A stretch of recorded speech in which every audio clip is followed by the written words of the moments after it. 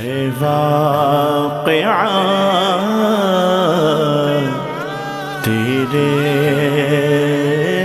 نشان، ہے واہیا تیرے نشان۔ الحمدللہ رب العالمین والصلاة والسلام علی سید المرسلین، اما بعد فاعوذ باللہ من الشیطان الرجیم، بسم اللہ الرحمن الرحیم۔ الصلاة والسلام علیک یا رسول اللہ وعلی آلک واصحابک یا حبیب اللہ، الصلاة والسلام علیک یا نبی اللہ وعلی آلک واصحابک یا نور اللہ صلی اللہ تعالی علیہ وآلہ وسلم۔ ایف جی این چینل کے ویورز، پروگرام ہمارا جاری ہے، ایک زمانہ ایسا بھی آئے گا۔ آج کے ایپیسوڈ میں بھی آپ کو مرحبا کہتے ہیں، آپ کو بہت بہت ویلکم میں کروں کہ آج بھی آپ ہمارے ایپیسوڈ میں ہمارے ساتھ شامل ہیں۔ کنٹینیو ہمارے ساتھ بنے رہیے۔ جیسا کہ آپ جانتے ہیں کہ قیامت کی نشانیوں پر ہم اپنا یہ پروگرام آپ کے سامنے لے کر آئے ہیں۔ نبی کریم صلی اللہ تعالی علیہ وآلہ وسلم نے جو باتیں بیان فرمائی ہیں، غیب کی خبریں ہمیں عطا فرمائی ہیں، آئیے اس کی طرف ہم بڑھنے سے پہلے اپنے پیارے محبوب پیارے نبی صلی اللہ تعالی علیہ وآلہ وسلم پر درود پاک پڑھنے کی بھی سعادت حاصل کر لیتے ہیں اور فضیلت بھی سنتے ہیں کہ اللہ پاک کے آخری نبی مکی مدنی محمد عربی صلی اللہ تعالی علیہ وآلہ وسلم نے ارشاد فرمایا کہ مجھ پر درود پاک پڑھنا تمہارے گناہوں کے لیے مغفرت ہے۔ صلو علی الحبیب صلی اللہ تعالی علی محمد صلی اللہ تعالی علیہ وآلہ وسلم۔ پیارے پیارے ناظرین، پچھلے ایپیسوڈز میں قیامت سے پہلے ظاہر ہونے والی کچھ نشانیاں ہم نے آپ کے سامنے بیان کی ہیں۔ آج بھی کچھ ایسی باتیں آپ کے سامنے عرض کرنے کی میں کوشش کروں گا کہ جو نبی پاک علیہ الصلاۃ والسلام نے ہمیں پہلے ہی سے اس کے بارے میں آگاہ فرما دیا ہے کہ ایک زمانہ ایسا بھی آئے گا۔ آئیے میں آپ کو ایک حدیث پاک سناتا ہوں۔ غیبوں کے جاننے والے آقا مکی مدنی مصطفیٰ صلی اللہ تعالی علیہ وآلہ وسلم کا فرمان عبرت نشان ہے کہ لوگوں پر ایک زمانہ ایسا آئے گا کہ اس شخص کے علاوہ کسی دین والے کا دین محفوظ نہ رہے گا جو اپنے دین کو لے کر، یعنی اس کی حفاظت کی خاطر ایک پہاڑ سے دوسرے پہاڑ اور ایک سوراخ سے دوسرے سوراخ، یعنی ایک غار سے دوسرے غار کی طرف بھاگے۔ اس وقت معیشت یعنی روزی روٹی وغیرہ کا حصول اللہ پاک کو ناراض کیے بغیر نہ ہوگا۔ جب یہ صورتحال ہوگی تو آدمی اپنے بیوی بچوں کے ہاتھوں ہلاکت میں پڑ جائے گا۔ اگر بیوی بچے نہ ہوں تو والدین کے ہاتھوں اس کی ہلاکت ہوگی، اور اگر والدین بھی نہ ہوں تو اس کی ہلاکت رشتہ داروں یا پڑوسیوں کے ہاتھوں ہوں گی۔ صحابہ کرام علیہم الرضوان نے جب یہ بات سنی اللہ کے محبوب کی زبانی تو بڑے تعجب کے ساتھ انہوں نے عرض کی کہ یا رسول اللہ صلی اللہ تعالی علیہ وسلم، یہ کیسے ہوگا؟ یعنی ایک کامن بات ہے نا کہ کون بیوی بچے اپنے ہی جو ہے نا باپ کو، اپنے شوہر کو ہلاکت میں ڈالیں گے؟ کون سے ماں باپ اپنی اولاد کو ہلاکت میں ڈالیں گے؟ کون سے رشتہ دار اپنے ہی رشتہ دار کو ہلاکت میں ڈالیں گے؟ یہ ایک تعجب والی بات تھی۔ جب نبی پاک صلی اللہ تعالی علیہ وآلہ وسلم نے اس کا ذکر کیا تو صحابہ نے بڑے تعجب کے ساتھ جو ہے نا یہ سوال کیا کہ حضور یہ کیسے ہوگا؟ تو آپ صلی اللہ تعالی علیہ وآلہ وسلم نے ارشاد فرمایا وہ اس طرح کہ وہ اسے تنگی معیشت پر آر دلائیں گے، یعنی شرم دلائیں گے۔ اس وقت وہ اپنے آپ کو ہلاکت کی جگہوں میں لے جائے گا۔ اب دیکھیں پیارے ناظرین کہ آج فی زمانہ بہت سوں کے ساتھ ایسا ہے کہ کبھی جو ہے نا بیوی بچے اپنے ہی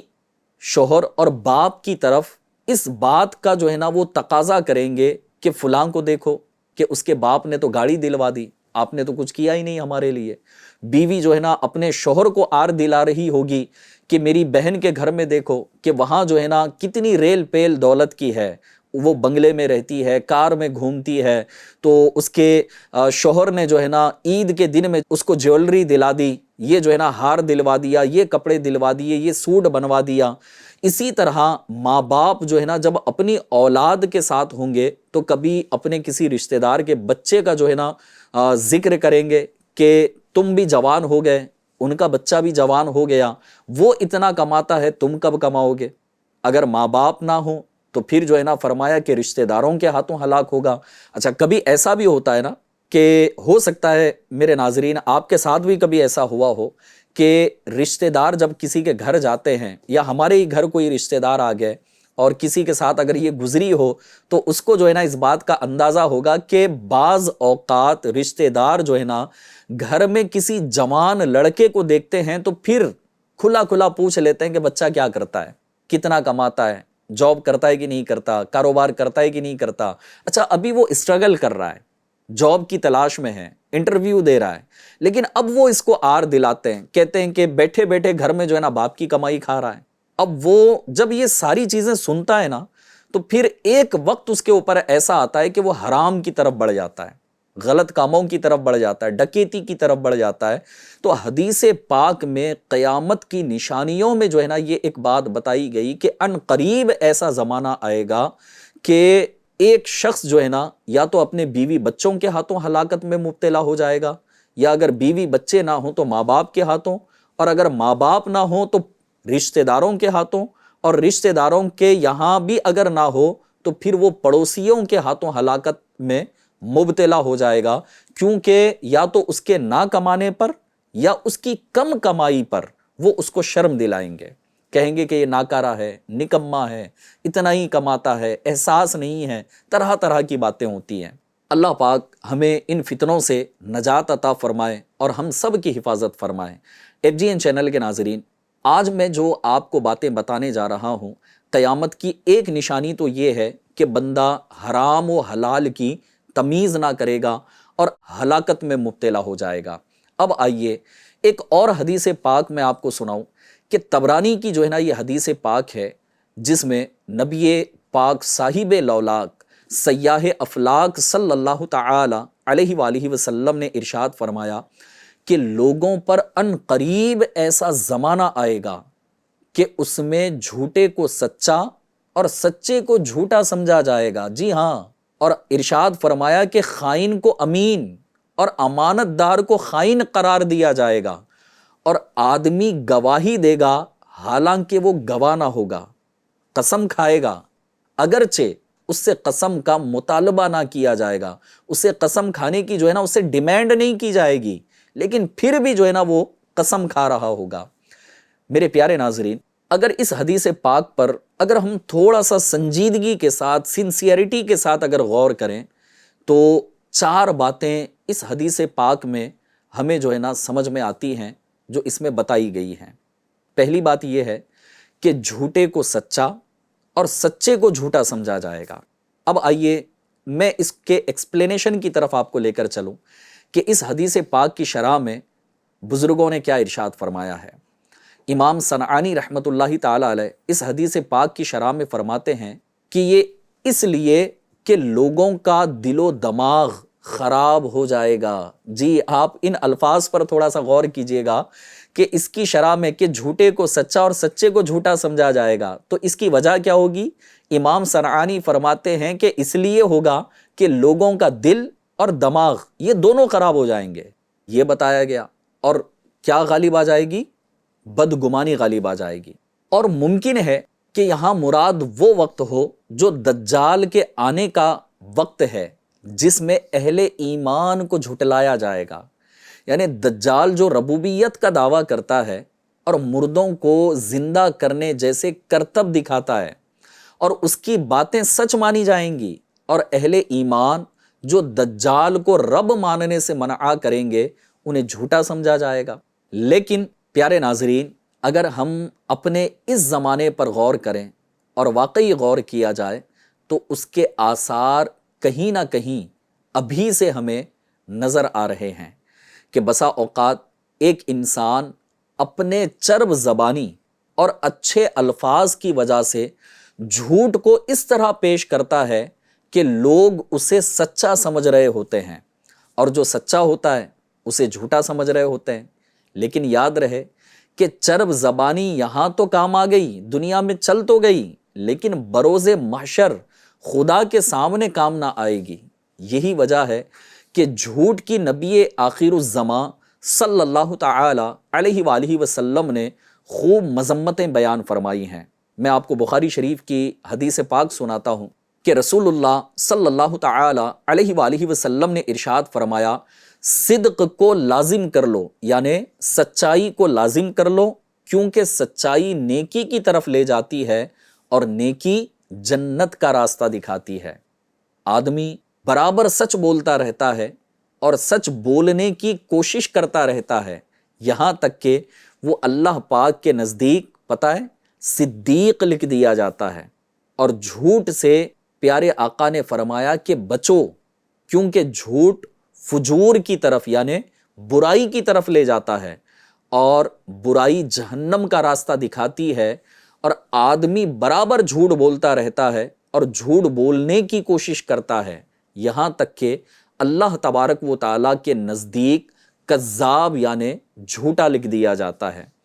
پیارے پیارے ناظرین، آئیے ایک اور حدیث پاک میں آپ کو جھوٹ کے بارے میں سناؤں۔ ترمذی شریف کی یہ حدیث پاک ہے کہ رسول اکرم صلی اللہ تعالی علیہ وآلہ وسلم نے ارشاد فرمایا، جو شخص جھوٹ بولنا چھوڑ دے، اور جھوٹ باطل ہی ہے یعنی چھوڑنے کی چیز ہی ہے، اس کے لیے جنت کے کنارے میں، یعنی جو جھوٹ بولنا چھوڑ دے اس کے لیے جنت کے کنارے میں مکان بنایا جائے گا۔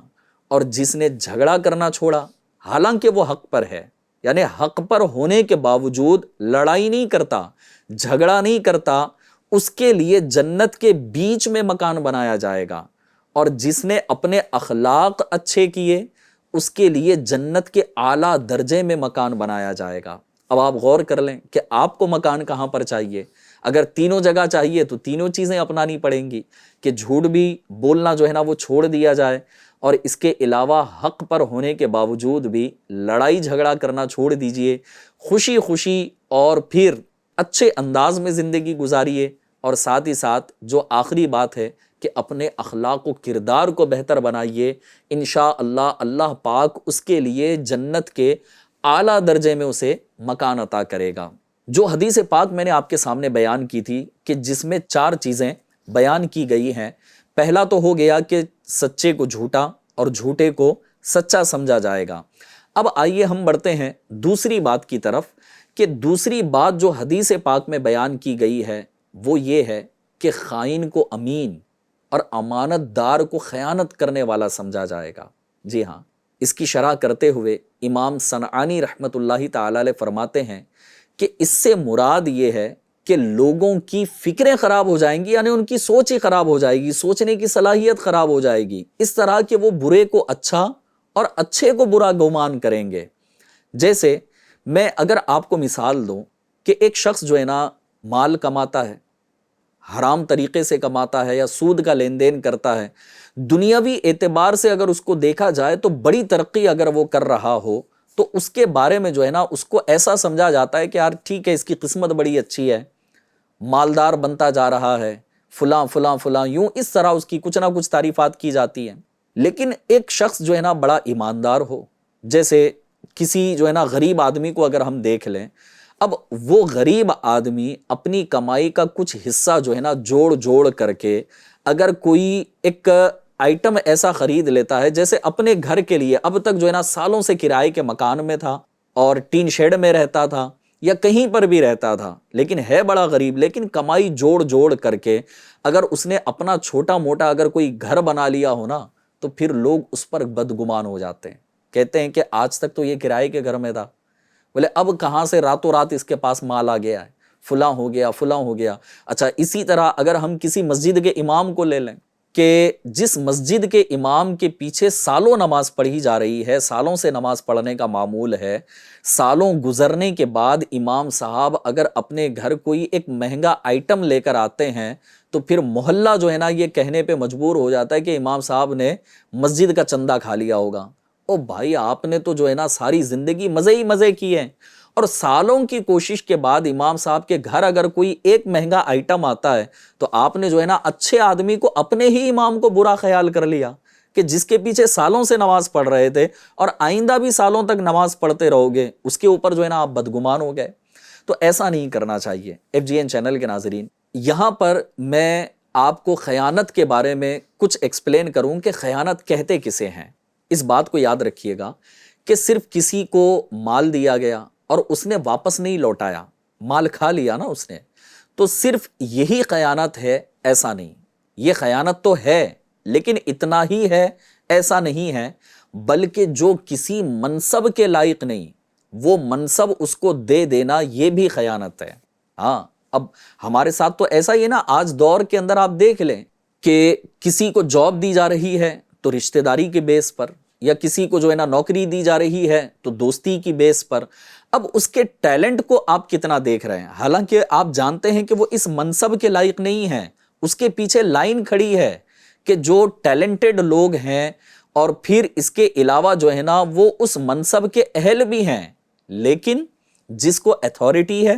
وہ منصب دینا جانتا ہے، لیکن خیانت یہاں یہ کر رہا ہے کہ یا تو اپنی رشتہ داری کی بیس پر، یا دوستی کی بیس پر، یا پہچان کی بیس پر، یا پھر آگے بڑھ کر اگر میں ایک اور بات کہوں تو اس سے مال لے کر کے اس امانت میں خیانت یہ کرتا ہے کہ پھر آدمی جو ہے نا اس منصب کے نااہل آدمی کو اس منصب پر بٹھا دیتا ہے، اور یہاں یہ بھی خیانت ہے۔ اس کے علاوہ بھی خیانت کی بہت ساری صورتیں بنتی ہیں کہ خیانت کے متعلق نبی کریم صلی اللہ تعالی علیہ وآلہ وسلم کا، آئیے میں آپ کو ایک فرمان سناتا ہوں۔ پیارے رسول مقبول صلی اللہ تعالی علیہ وآلہ وسلم کا فرمان ہے کہ 3 باتیں ایسی ہیں کہ جس میں پائی جائیں وہ منافق ہوگا، اگرچہ نماز روزے کا پابند ہی کیوں نہ ہو۔ پہلی بات، جب بات کرے تو جھوٹ بولے۔ دوسری بات، جب وعدہ کرے تو خلاف ورزی کرے۔ اور تیسری بات، جب امانت اس کے سپرد کی جائے یعنی امانت اس کے حوالے کی جائے تو خیانت کرے۔ صحیح مسلم شریف کی حدیث پاک میں نے آپ کو سنائی ہے۔ اسی طرح حضرت ابو امامہ رضی اللہ تعالیٰ عنہ سے روایت ہے کہ رسول اکرم صلی اللہ تعالی علیہ وآلہ وسلم نے ارشاد فرمایا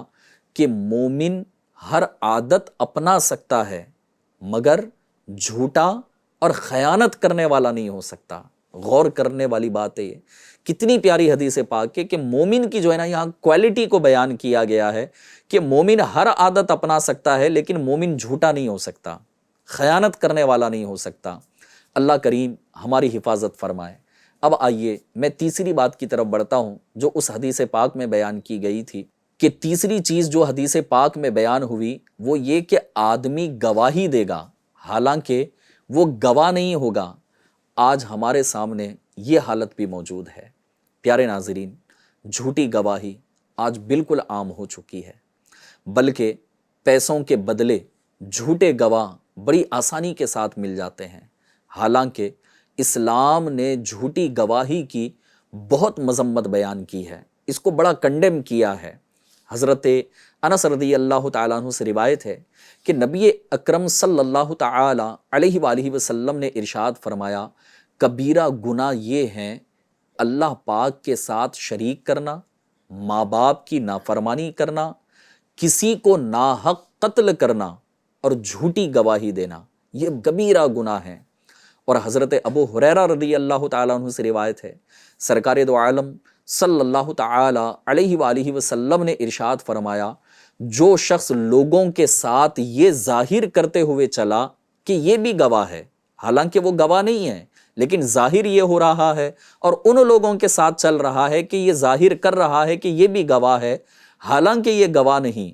وہ بھی جھوٹے گواہ کے حکم میں ہے۔ اور جو بغیر جانے ہوئے کسی کے مقدمے کی پیروی کرے وہ اللہ تعالیٰ کی ناخوشی میں ہے، جب تک اس سے جدا نہ ہو جائے۔ تو یاد رکھیے گا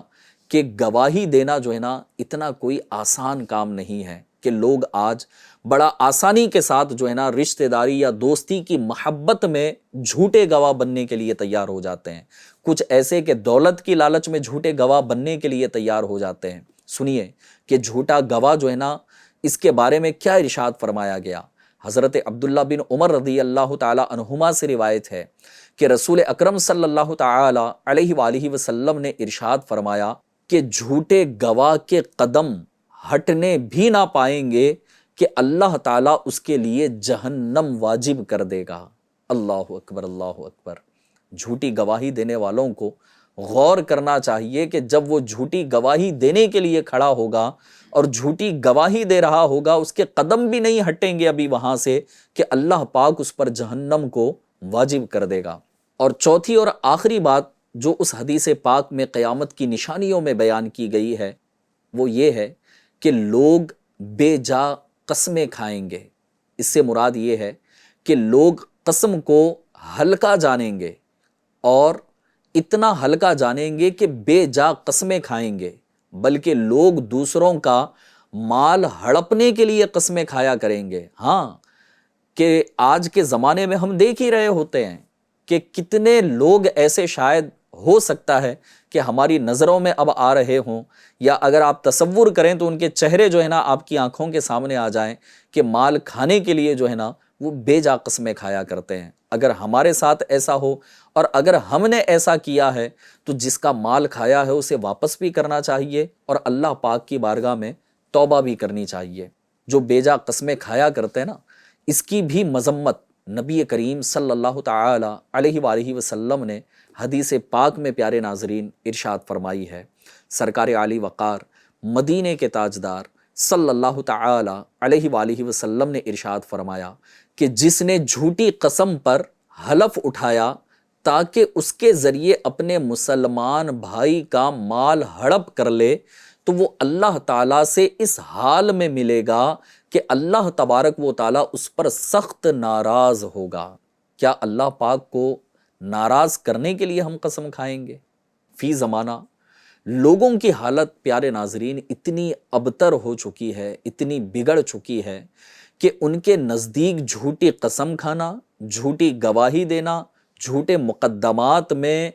پھنسوا کر اپنے ہی مسلمان بھائی کی عزت کو تار تار کر دینا، لوہے کی سنگین سلاخوں کے پیچھے لاچارگی کی زندگی گزارنے پر مجبور کر دینا، اپنے مسلمان بھائی کا ناحق مال ہڑپ کر جانا، گویا کہ جرائم کی فہرست میں داخل ہی نہیں ہے۔ لوگوں کے نزدیک مال کی محبت اتنی ہو گئی ہے کہ مال کمانے کے لیے کچھ بھی کرنے کے لیے تیار ہیں۔ اس دنیا کی فانی زندگی کو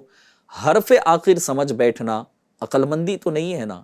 یہ تو نادانی اور بے وقوفی کی انتہا ہے کہ بندہ جانتا ہے کہ یہ دنیا ختم ہوگی۔ قیامت کی کتنی نشانیاں حدیث پاک میں بیان کی گئی ہیں۔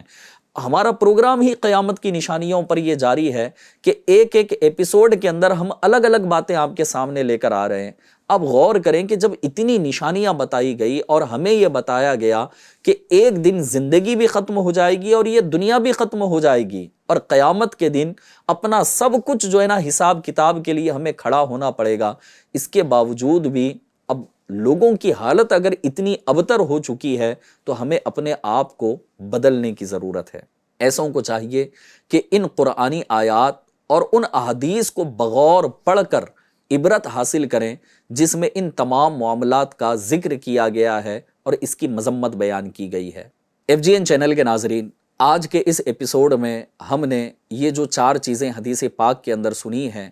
کہ جھوٹی قسمیں کھانا اور پھر جھوٹی گواہی دینا، سچے کو جھوٹا اور جھوٹے کو سچا سمجھنا،